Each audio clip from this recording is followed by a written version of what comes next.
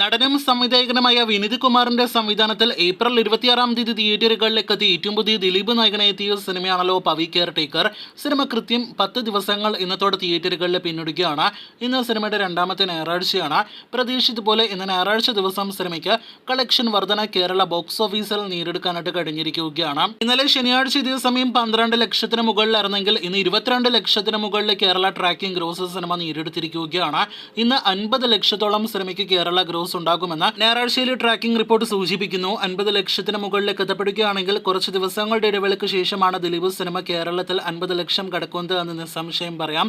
അങ്ങനെ 10 ദിവസങ്ങൾ കൊണ്ട് കേരള ബോക്സ് ഓഫീസിൽ സിനിമ 6 കോടി രൂപയ്ക്ക് മുകളിലെ ഗ്രോസ് കളക്ഷൻ നേടിയെടുക്കാനായിട്ട് ഒരുങ്ങുകയാണ്. അതേസമയം കഴിഞ്ഞ ദിവസം തന്നെ 10 കോടി രൂപയ്ക്ക് മുകളിൽ വേൾഡ് വൈഡ് ഗ്രോസ് കളക്ഷൻ നേടിയെടുത്ത സിനിമ ഇന്നത്തോടെ 11-12 കോടി റേഞ്ചിലേക്കും വേൾഡ് വൈഡ് ഗ്രോസ് കളക്ഷൻ എത്തുന്നതാണ്.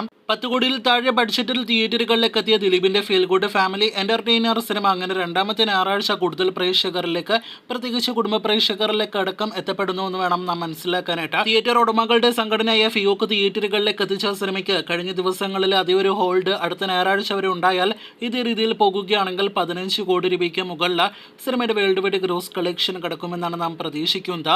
അപ്പോൾ കാത്തിരിക്കൂ, ദിലീപ് തന്നെ നിർമ്മിച്ച പവി കെയർ ടേക്കർ എന്ന സിനിമയുടെ ഫൈനൽ ബോക്സ് ഓഫീസ് വരെയുള്ള റിപ്പോർട്ടുകൾ കേട്ടാം.